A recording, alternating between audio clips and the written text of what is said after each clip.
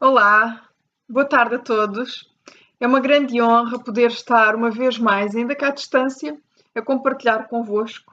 Quero uma vez mais agradecer o carinho e o convite ao Dr. Sérgio Moura Rodrigues, ao Dr. Murilo, à Doutora Fernanda Molinari. Gostava imenso de poder estar convosco presencialmente, mas infelizmente esta vez não foi possível. Quem sabe uma próxima. Eu vou falar-vos de paradigmas jurídico-processuais para a revinculação familiar, falar-vos de paradigmas jurídico-processuais para a revinculação familiar e falar-vos de mudança legislativa, mas sobretudo mudança de atuação judiciária, transformação. E este processo de transformação tem de começar em nós, operadores judiciários, para podermos transformar o ambiente circundante, para podermos transformar o judiciário. Já sabemos que a alienação parental é um fenómeno social cuja realidade é inegável, assim como os seus efeitos na vida e desenvolvimento das crianças, na sua intersubjetividade, na construção da sua identidade, submetidas a relações parentais tóxicas e fusionais. É para toda a família um somatório de perdas irreparáveis, porque a família é um sistema onde o todo é mais do que a soma das partes. Em casos de alienação parental, proteger a criança é devolver-lhe aquela que é a sua família, é restabelecer a convivência familiar com todos os seus membros. A revinculação familiar representa a restauração da ordem familiar, porque esta merece ser tratada com dignidade, merece ter pais que se respeitem, que a respeitem na sua intersubjetividade e interdependência. Porque a criança é um sujeito autónomo e é também um sujeito de direitos. A criança é portadora e titular de todos os direitos subjetivos e fundamentais que os adultos também são. Não obstante ser incapaz de exercício face à sua idade, mas ela é titular desses direitos. E por isso, o Judiciário, pelo menos em Portugal, na nossa Constituição da República, consagra, de forma semelhante ao Brasil, a tutela integral da infância e juventude, nomeadamente, entre outras coisas, contra o abuso da autoridade parental. Porquê? Porque a autoridade parental, o poder parental, a responsabilidade parental, porque acima de tudo é uma responsabilidade, ela é consagrada juridicamente no interesse da criança. Portanto, a parentalidade é uma função que se exerce, que os pais exercem em relação aos filhos, que tem que ser funcional e altruísta para o bem dos filhos. Significa colocar os filhos acima de nós mesmos. Mas sabemos que muitas das vezes, e infelizmente cada vez mais, o que acontece é exatamente o oposto. Daí ser necessária a intervenção do Estado na família, que acaba hoje por ter uma configuração já não tanto de ramo jurídico privado, mas mais público, porque estamos a falar de questões de interesse público. E salvaguardar a tutela infância de uma criança que esteja a ser vítima de maus tratos, de abusos, de violência psicológica, é uma criança em perigo. Sendo uma criança em perigo, ela impõe necessariamente a intervenção do Estado para salvaguardar a sua tutela, a sua dignidade no seio familiar. E, portanto, esta subordinação da criança à autoridade parental não significa que tudo seja permitido. Não. Muito pelo contrário, a autoridade parental ela é limitada, ela é delimitada pelos interesses da criança. A separação exige melhores pais e exige reaprender a ser pais após a separação, porque a conjugalidade não se confunde com parentalidade. Há que separar as águas. Portugal não tem lei de alienação parental, nem nenhum outro país da União Europeia, muito embora já tenha havido alguns esforços e há vários trabalhos em vários países da União Europeia e esforços para a implementação da coparentalidade, da residência alternada, como forma de equilíbrio dos tempos de convivência da criança com ambos os pais, por forma a retirar a criança do centro do conflito e a refocar os pais mais no acompanhamento da criança. Há vários estudos na União Europeia, vários congressos também que se têm realizado nesse sentido. Nomeadamente, não temos, de facto, legislação sobre alienação parental, mas a União Europeia, o Conselho da Europa, tem-se preocupado com a situação e tem reconhecido também um pouco o fenómeno. O fenómeno da alienação parental tem-se disseminado nos nossos tribunais e levantado cada vez mais preocupações acerca da forma de como solucionar o conflito familiar.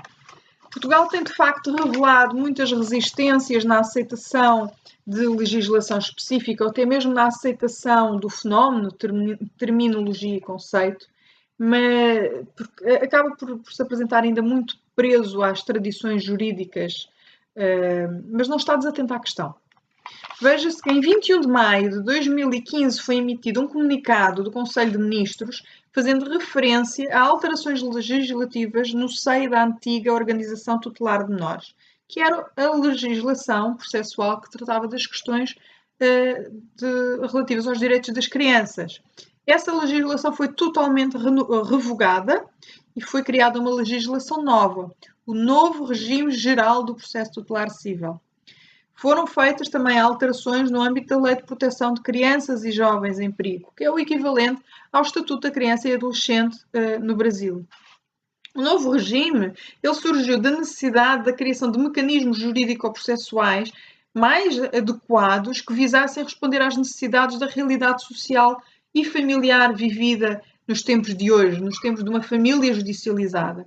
Já anteriormente nós tínhamos mecanismos, mas de facto é que sem formação especializada, sem conhecimento profundo do fenómeno e dinâmicas da alienação parental, fica difícil, sem lei específica, conseguir identificar na nossa legislação quais são os mecanismos que podemos utilizar. Portanto, se requer muita criatividade jurídica e processual para combinar mecanismos que não foram feitos a pensar na alienação parental. Hoje, a nova legislação, ela tentou mudar, de facto, esse paradigma, mas não basta mudar a lei, é preciso mudar a atuação judiciária. Daí eu vir falar-vos sobre paradigmas jurídico-processuais para a revinculação familiar. Esses paradigmas implicam necessariamente uma mudança na atuação judiciária, porque só mudar a lei e continuar a agir da mesma forma não vai resolver o problema. O novo regime veio reconhecer uma realidade que tem sido há muito vivida pelas famílias nos nossos tribunais de hoje e refere expressamente que foi tida em conta a realidade dos graves danos psicológicos potencialmente sofridos pelas crianças em contexto de ruptura conjugal e consequente perturbação dos vínculos afetivos parentais. Portanto, visa promover alterações estruturais na condução do processo de família e das crianças, no sentido de promover a celeridade processual e a pacificação dos conflitos de um lado, mas também de outro lado, reconhecendo a importância e a relevância jurídica dos afetos e da convivência familiar enquanto direito fundamental para o desenvolvimento e estruturação da criança. Bem como criar mais mecanismos que permitam efetivar o cumprimento das decisões judiciais. Porque uma característica muito forte da alienação parental é os sucessivos incumprimentos do regime que é estabelecido. De forma mais significativa, os aspectos que foram introduzidos na nossa legislação são um pouco semelhantes àqueles que já existem na legislação brasileira, que é a assessoria técnica multidisciplinar e a audição técnica especializada, que são o equivalente às vossas equipas técnicas psicossociais.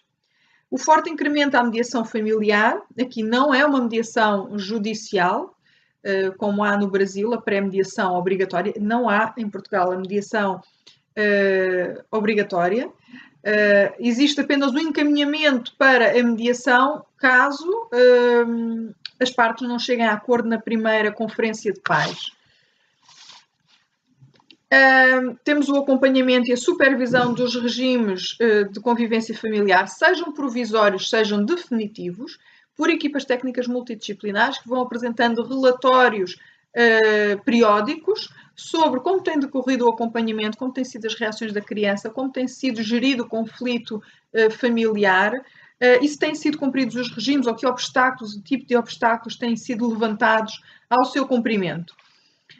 Foi também, de facto, muito incrementada a audição e participação da criança no novo regime geral do processo tutelar cível, trazendo alterações introduzidas pela Convenção Europeia dos Direitos da Criança. Esta Convenção Europeia ela é de 25 de janeiro de 1996, assinada por Portugal em 6 de março de 1997. No entanto, só foi ratificada por decreto do Presidente da República, número 3 de 2014, de 27 de janeiro.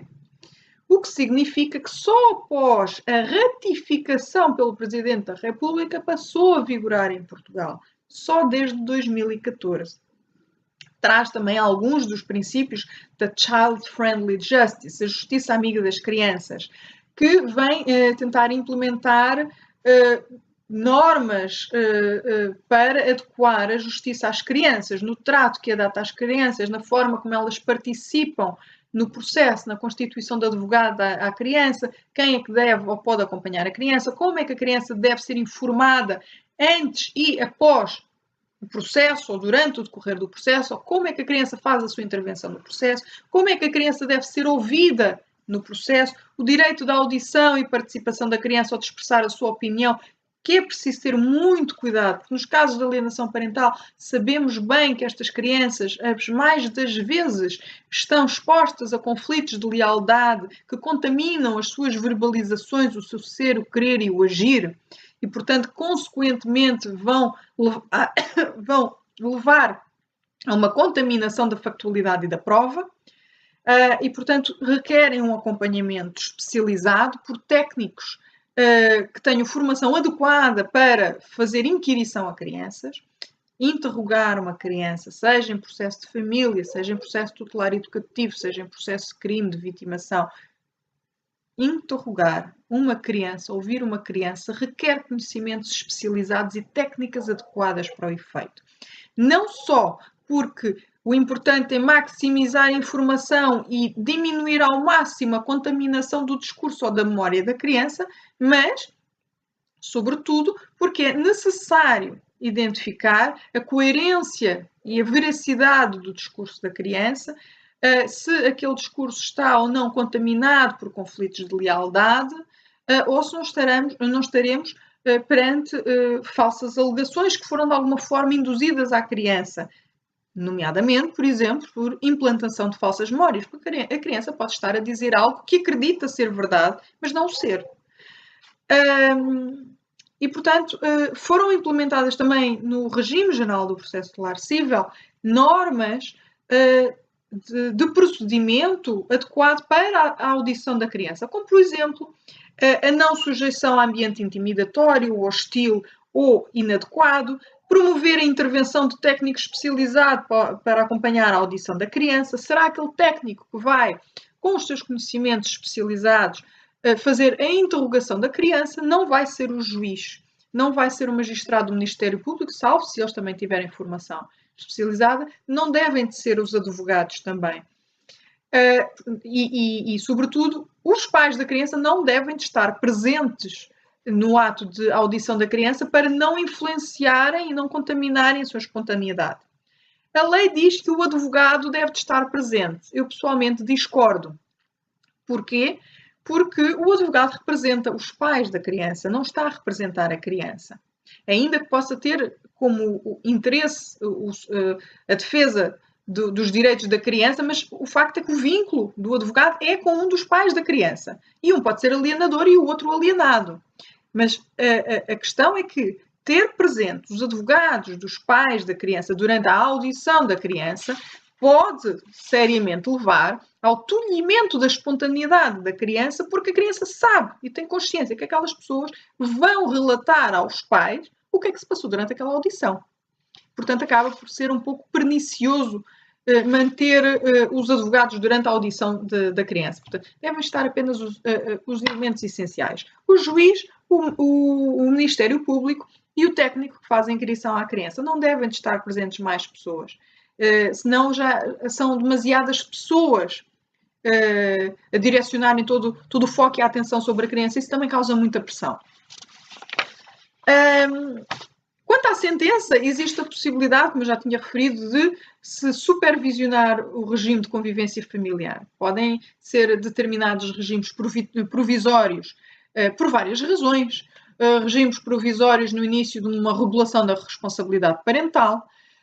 Situação de conflito, houve incumprimentos, é necessário fazer um acompanhamento ou supervisão para ver para inibir os pais de incumprirem e promover o cumprimento e determinar a boa condução daquela convivência. Pode ser feita em regime fechado ou em espaço aberto. Pode surgir por causa de uma alegação sobre violência ou abuso. O tribunal, quando recebe essa alegação, não sabe se é verdade ou se é mentira. Então tem que acautelar e assegurar a segurança da criança.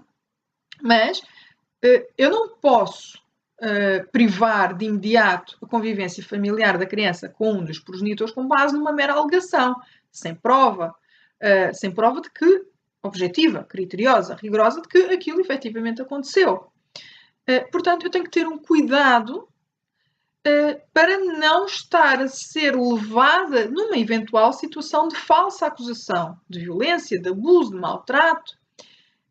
E, portanto, eu posso salvaguardar, de um lado, a segurança da criança, de outro lado, o direito fundamental à convivência familiar, através de regimes de convivência supervisionada. Porque isso também vai servir como elemento de prova para o processo, porque os técnicos vão realizar relatórios sobre os acompanhamentos, como é que foi a dia de pais-filhos, como é que foi a reação da criança com o pai ou com a mãe, e expor como é que foi o acompanhamento, como é que é a relação de vinculação e a adequação daqueles pais àquelas crianças. E, portanto, isso também nos vai ajudando a perceber que tipo de conflito é que temos ali, com que tipo de situações estamos a lidar. Podem os regimes serem progressivamente alargados. E também podemos ter estas situações de supervisão da convivência familiar pós-sentencial, após termos uma decisão definitiva sobre a convivência familiar.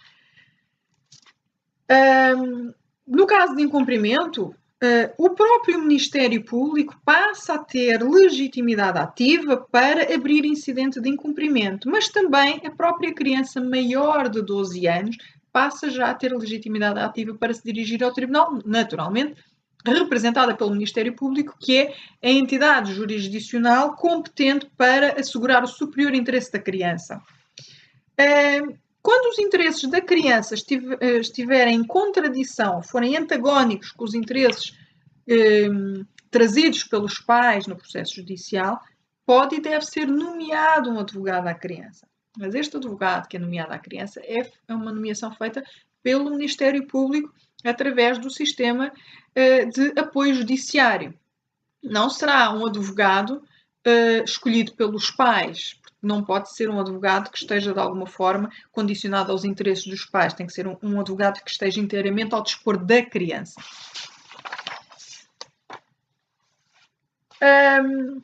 Temos também uma situação muito interessante, porque houve uma reformulação do conceito do superior interesse da criança, onde traz, de facto, uma nova abordagem e uma valoração nova para o direito, que é a valoração e a relevância jurídica dos afetos e da vinculação afetiva e da convivência familiar. Vem-nos referir o artigo 4º da Lei de Proteção de Crianças e Jovens em Perigo, na linha A, que interesse superior da criança e do jovem, intervenção, deve atender prioritariamente aos interesses aos interesses e direitos da criança e jovem, nomeadamente à continuidade de relações de afeto e de qualidade significativas.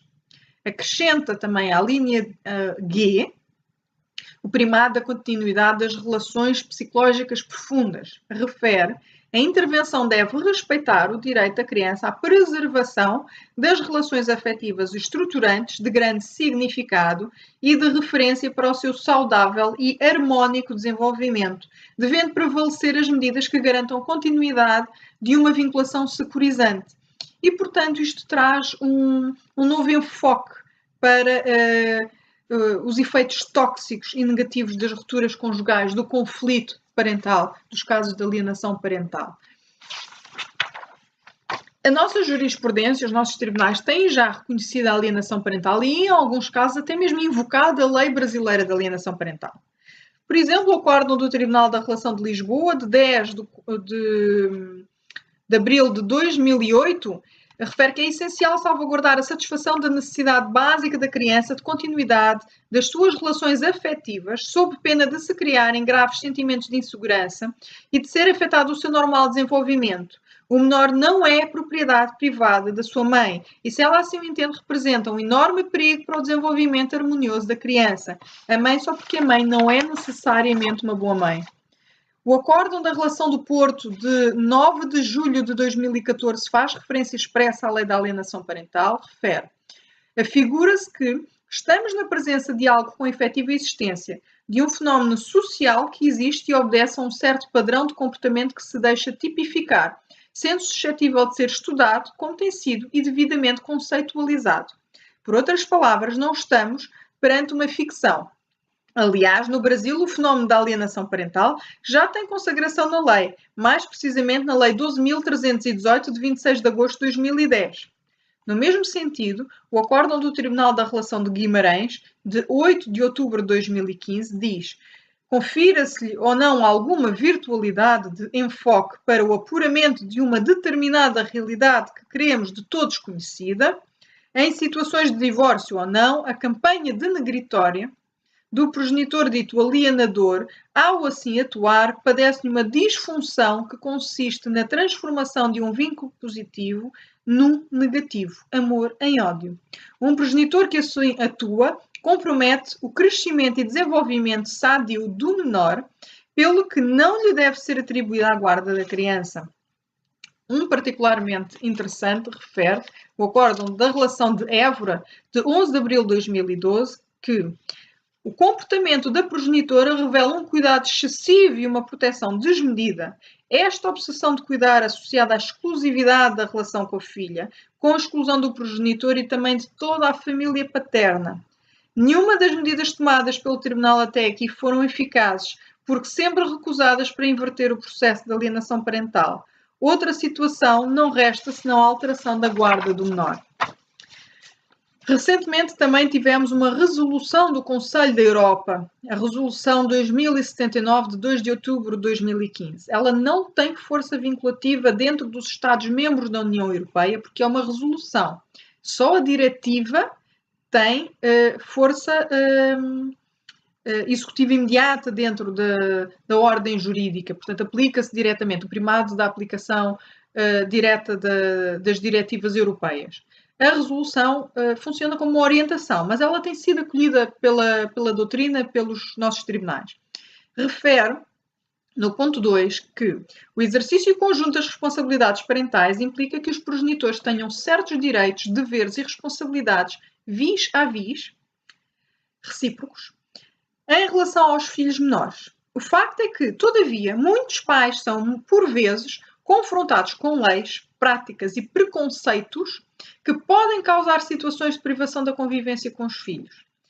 Na resolução de 1921 de 2013, a Assembleia pediu às autoridades dos Estados-membros para respeitarem os direitos dos pais, desfrutarem da guarda compartilhada, assegurando em caso de separação ou divórcio o exercício conjunto da parentalidade no superior interesse da criança.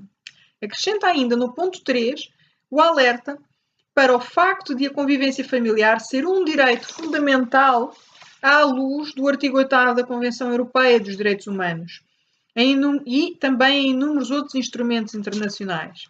Refere que para os pais e filhos poderem estar juntos e conviver é uma parte significativamente importante da vida familiar. A separação dos filhos dos progenitores tem efeitos irremediáveis no seu relacionamento. Tal separação só deve ser ordenada pelos tribunais em circunstâncias excepcionais de grave risco para a criança. Refere ainda que a coparentalidade é uma forma de transcender os estereótipos de género. Recomenda também a aplicação da residência alternada como forma de equilibrar os tempos de convivência de ambos os pais com os filhos, de forma a tornar ambos os pais ativamente presentes na vida dos filhos, na vida, no cotidiano, nos cuidados, nos afetos aos filhos, referindo que apenas deve ser excepcionada nos casos de comprovado abuso sexual, negligência ou violência. Encoraja também o recurso à mediação familiar e terapia familiar.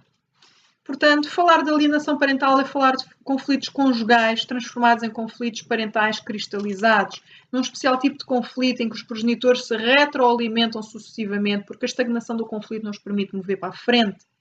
E as crianças são que restam daquela história de amor falhada, que acaba por ser nelas projetada, passando a viver um amor sob condição, um amor com hora certa, uma exposição constante às dores dos adultos, às expectativas afetivas, aos conflitos de lealdade, em que amar um é trair o outro. É um comportamento que se retroalimenta sadicamente do desejo do passado perdido, não sofre e faz sofrer. E a vida passa e não espera pela gente. E a vida destas famílias ficam suspensas, porque bem observada a dinâmica do comportamento alienante, podemos concluir que aquele que aliena cria com a criança uma dor compartilhada. O eu passa a nós, numa busca pela exclusividade da convivência e dos afetos, de conflitos de lealdade, não só porque amar um é trair o outro, mas porque existe o medo de perder algo mais, que é o amor dos filhos. Daí buscarem a exclusividade daquela relação, não só para castigar o outro ou punir o outro pela relação falhada, pela história de amor destruída, mas também pelo medo de perder o amor dos filhos. Tem-se revelado uma forma tóxica e narcísica do exercício da parentalidade, em que o alienador projeta-se na criança fundindo-se como um só, levando a que a criança perca a sua individualidade, incapaz de discernir os seus interesses e necessidades pessoais daquelas que são os interesses e necessidades das crianças, anulando-as e sindicando-as ao seu egoístico interesse pessoal. Impôs-se colocar a questão: se temos meios jurídico-processuais e ainda que Portugal não tenha lei, o que é que está a falhar? Vivemos há muito tempo uma cultura de impunidade e benefício do infrator, em que o alienador bloqueia repetidamente a convivência e os contactos da criança com o outro, com base nas mais variadas justificações, muitas vezes falsas alegações de abuso e de violência ou de negligência. E no final temos uma soma de perdas irreparáveis, com privações sucessivas de convivência familiar, arbitrárias ou, mais grave, com a vénia dos tribunais, em que uma qualquer decisão de convivência familiar mitigada ou supervisionada, porque afinal estes pais são conflituantes e é melhor deixar do jeito que está, porque mudar de tudo agora é complicado. Senhores doutores, complicado e difícil é viver uma vida suspensa, uma vida no passado, que se tornou padronizada e estagnada, que não anda para a frente. Isso sim é complicado e difícil, porque a vida passa pela gente e não espera. Mudar a paradigma é ter a coragem de mudar o que está padronizado, estagnado, cristalizado. Por isso, hoje, a maior mudança que podemos fazer é a mudança da atuação judiciária. É a transformação em nós, na forma como nós, operadores do direito, atuamos no nosso dia-a-dia, nos processos com os clientes e em tribunal. Mudar o paradigma é ter a coragem de mudar o que está padronizado, estagnizado e cristalizado. Porque temos meios, agora é preciso coragem, trabalho em equipa, especialização, cooperação, articulação entre os diferentes operadores judiciários e diferentes saberes. Porque estas crianças e estas famílias merecem ser dignificadas nas suas vivências e nas suas dores. Impõe-se a necessidade de trabalhar o relacionamento conflituoso e o tipo de comunicação violenta. Para receber e integrar as experiências e a dor que cada um carrega em si, precisamos de ressignificar o conflito e ressignificar as relações, usando técnicas específicas que permitam uma abordagem sistémica. Porque a família é um sistema onde o todo é mais do que a soma das partes, e o processo judicial é uma dinâmica e movimento que requerem um olhar atento, obrigam-nos a ter que nos libertarmos do ruído das partes, das suas alegações, do seu discurso autopoético e fazer uma escuta ativa, saber escutar os silêncios, saber observar o processo, observar os comportamentos e a forma como cada um deambula no processo, O alienador tendencialmente faz alegações sem prova, funda-se em falsas queixas-crime, visando contaminar a factualidade e a prova. Mesmo depois de arquivadas, ele insiste na existência daqueles factos, em falsos pressupostos, tenta fundar os seus pedidos ao tribunal em falsos pressupostos sobre a parentalidade e sobre a adequação do outro para o exercício da parentalidade. Visa um discurso autopoético no sentido de nos levar a discutir aquelas questões supérfluas, secundárias ou colaterais. É importante nós refocarmos sempre no que é principal, em quais é que são os nossos objetivos e direcionarmos de forma adequada o processo.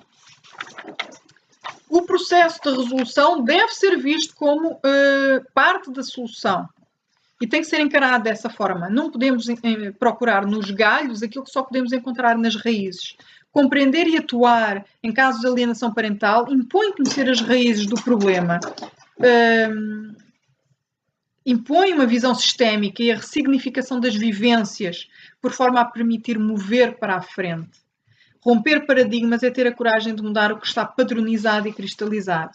Por isso, senhores doutores, lutem com determinação, abracem a vida com paixão, percam com classe, vençam com ousadia, porque o mundo é de quem se atreve e a vida é muito para ser insignificante. Esta é uma frase de Charles Chaplin. Por isso, senhores doutores, atrevam-se, porque estas famílias e estas crianças clamam por dignidade e ousadia. Obrigada pelo vosso tempo, obrigada por esta oportunidade. Gostava de vos apresentar o meu novo livro, A Alienação Parental sob o Regime Geral do Processo Tutelar Cível. Estas questões que eu trouxe estão mais aprofundadas neste livro. Ele está disponível no Brasil por encomenda na Livraria Cultura e na Livraria Saraiva. Muito obrigada a todos. Obrigada.